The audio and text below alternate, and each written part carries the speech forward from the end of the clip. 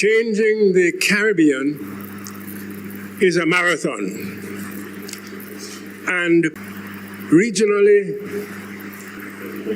we have never medaled above 1,500 meters. So that today I can be thankful to the Caribbean Leadership Christian Networks and the Norman Manley Foundation for initiating what I believe is likely to be a really important initiative. Because the people have to hold the leaders to account. They have to instruct, to use my friend from Trinidad's words, but they also have to constrain, instruct them and constrain them, and that requires the building of public awareness. And the building of public awareness to hold leaders to account and to do what Byron said, which is to make them understand that subjugating what appears to be national interest to serve a broader regional context, which includes us, to do that is going to require civil society organizations, non-governmental bodies, to play a much bigger role than we have done so far. More needs to be done. It's going to require the Caribbean Leadership Christian Network, the Norman Manley Foundation, the National Integrity Action as a governance body, to find common cause with our regional counterparts. And not just the churches, not just the governance bodies, but the professional associations, the bar. Recently, as a signal of some of the beginnings of a new feeling, a new urgency, I had the honor to be invited to be the keynote address at the Caribbean Association of Judicial Officers. That's the judges across the region. I had the opportunity to go to Trinidad and to be the keynote speaker at the recent Trinidad and Tobago Transparency International Congress, to Guyana, the similar body, to do a presentation for the Parliamentary Reform Commission in Barbados. So each of us in our own way have to link and strengthen the connection with like-minded bodies across the region. And we have to do that to build the public awareness so that leaders don't feel free to do as they wish in respect of the critical urgency of Caribbean integration and Caribbean common action. I can think the Caribbean, there's a Commonwealth Caribbean Conference of Integrity Commissions and anti-corruption bodies that meets regularly, again a good sign. So that we need to do more of what has begun. Regionalize the bodies and engage them more in building public awareness. Connected to that, I would say, is the need to use the current issues, the disappearance of the old world, imperfect as it was rule-governed, imperfect as it was, to a multilateral system that has not yet taken shape, but we are in the process of engaging it.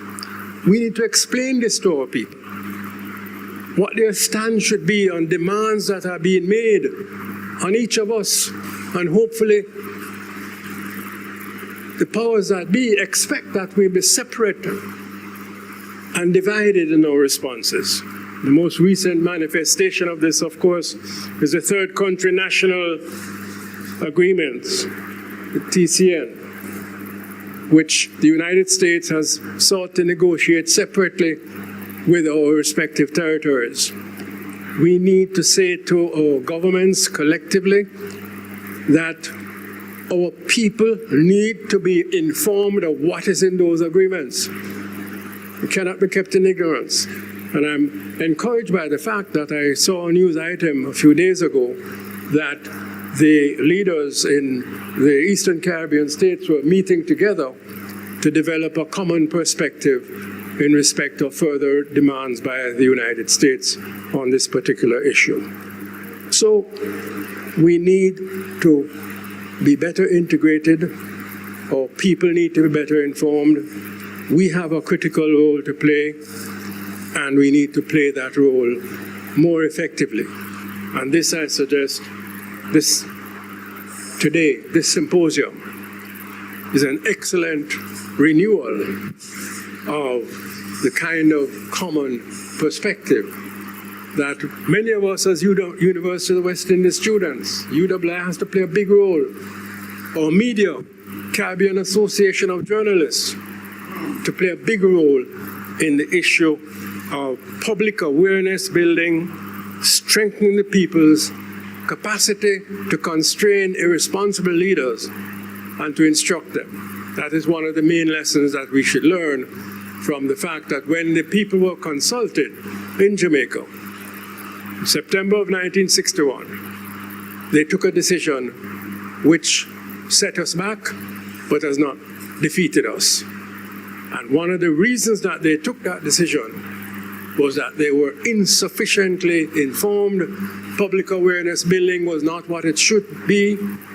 And today, that deficit has to be corrected. And in so doing, strengthen our ability to survive, because closer integration is now a matter of survival, even more so than a matter of growth, development, and prosperity.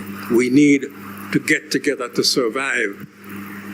And in so doing, look for our allies beyond the traditional, the BRICS countries, Brazil, Russia, India, China.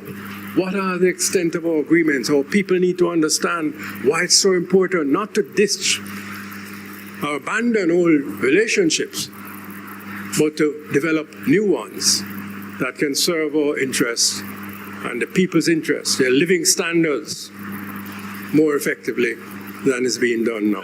Let this be a beginning, a resuscitation of awareness building amongst our people so that they can play the role of instructing leaders and not only saying how high when the leaders say jump. Thank you very much.